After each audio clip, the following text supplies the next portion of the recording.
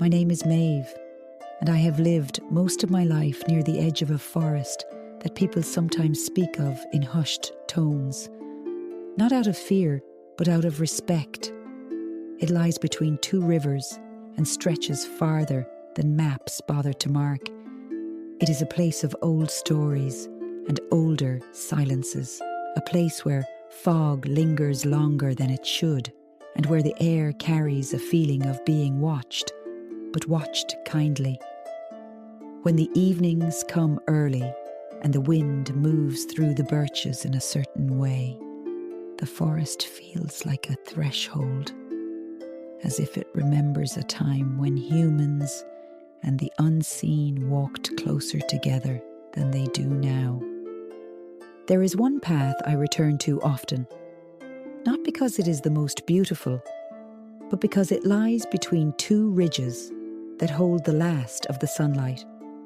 On certain evenings, the light, there is a soft gold that makes everything tender, even memories that usually carry more weight than I can hold. I went there one evening after a long day of thinking too much and feeling too much. I hoped the fresh air would ease my mind, or at least give my thoughts somewhere else to sit. The forest was quiet when I stepped beneath its branches. Only the smallest sounds reached me, the soft stir of leaves, the occasional crack of a twig, the distant call of something settling itself for the night.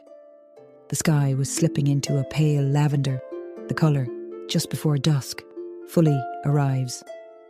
I walked slowly, letting the earth steady me with each step. My feet knew the way even when my mind wandered. After a time, I noticed the air had changed. It felt thicker, almost like a held breath. The trees stood straighter, and their shadows stretched across the path in long, calm lines. I paused, not because I was afraid, but because something in me recognized the stillness. There are moments when the world waits for you to catch up, and this was one of them. That was when I saw it. A shape stepped out from the far side of the path, as smooth and silent as a thought forming. At first I thought it was a trick of the light, a pale shimmer between the trees. But then it took a breath, and the breath misted faintly in the cool air. It was a deer, though unlike any deer I had seen before.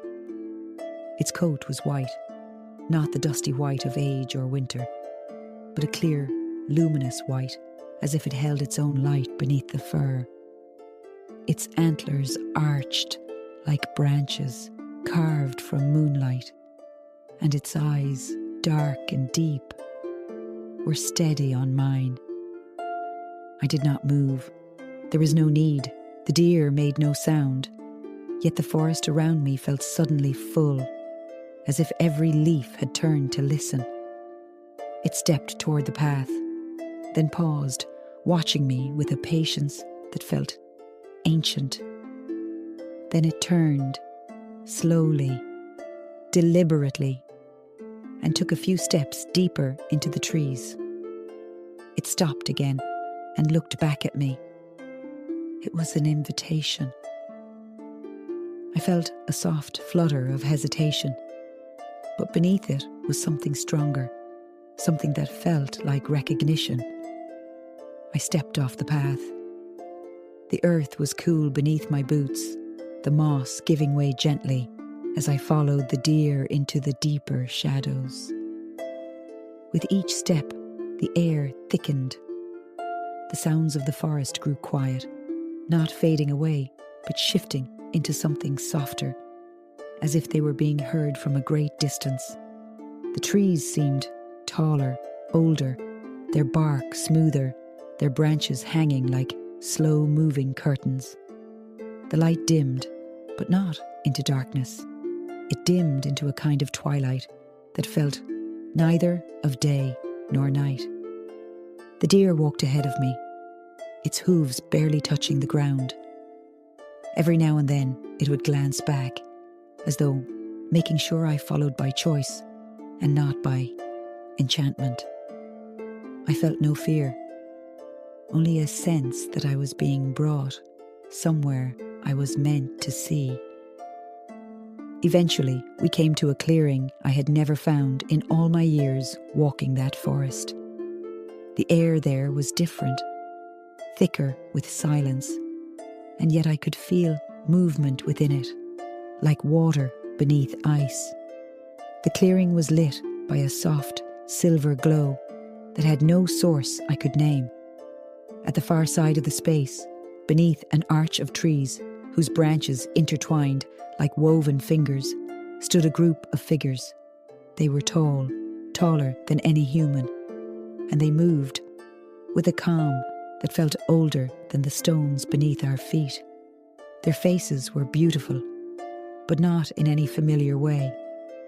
They were too still, too precise, as though their features had been carved by something that understood symmetry differently than we do. Their eyes were luminous, not bright, but deep, like lanterns covered by silk. And though they made no sound, their presence was enough to make the air feel thick with meaning. The deer walked to the edge of the clearing and lowered its head. I stood just behind it, unsure whether to bow or speak or remain still. But the figures did not move, did not gesture, did not indicate any ritual I was meant to follow.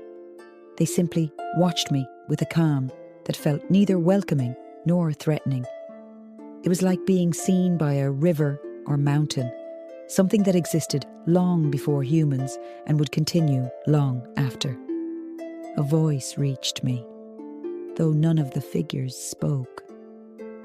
It was quiet, as if it were coming from the space between thoughts. "You have crossed a threshold," the voice said. "Few follow the white deer unless their heart is open to the old ways."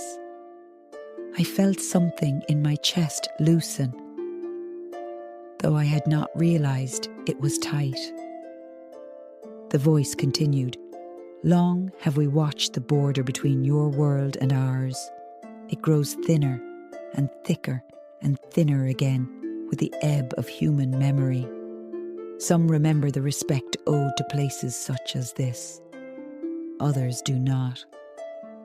We must decide whether the crossing remains open, a fey judgment, but not of me, of us, of the human world."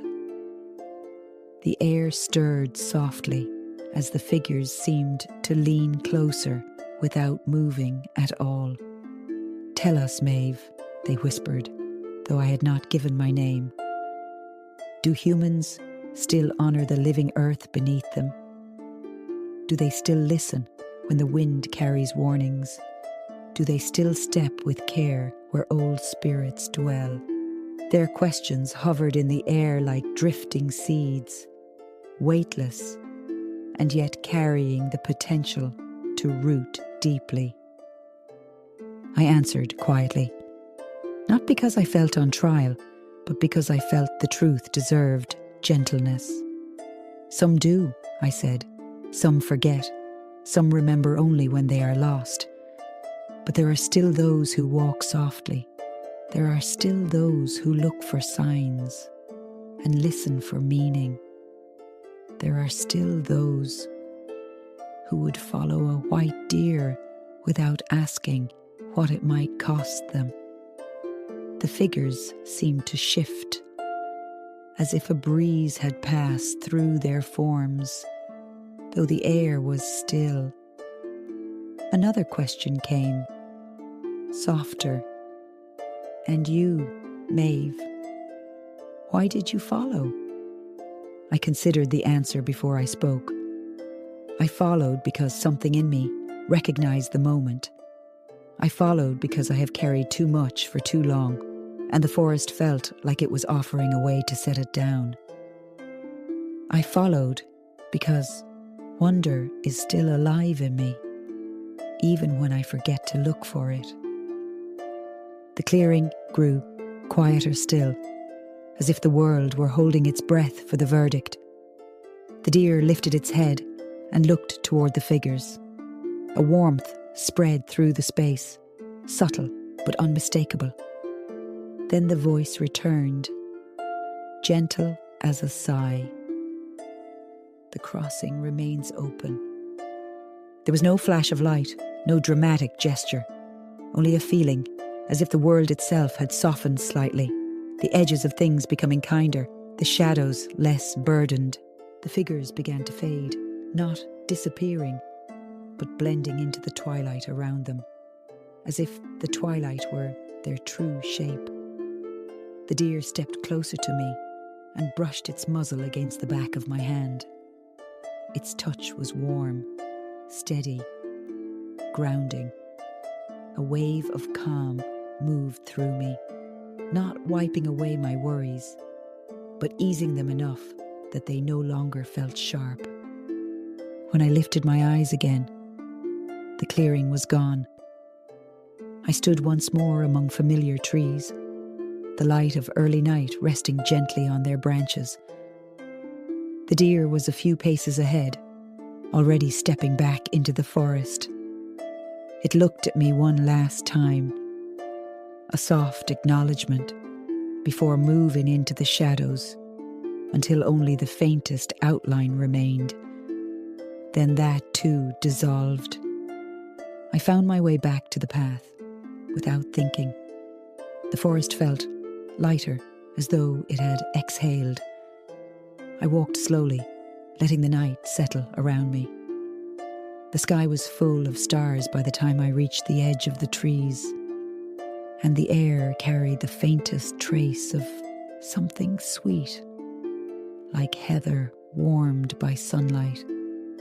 I do not know what the Fae saw in me that decided the crossing should remain open. Perhaps it was nothing more than my willingness to follow. Perhaps that is all they ever look for. What I do know is that I left the forest feeling as though some old knot inside me had loosened, and that the world felt just a little wider than it had before. If sleep is coming for you now, let it come quietly, like the white deer stepping out from between the trees. Let the worries of the day soften and slip away. The world will wait for you while you rest. The path will still be there when you wake, ready to carry you wherever you need to go. Good night.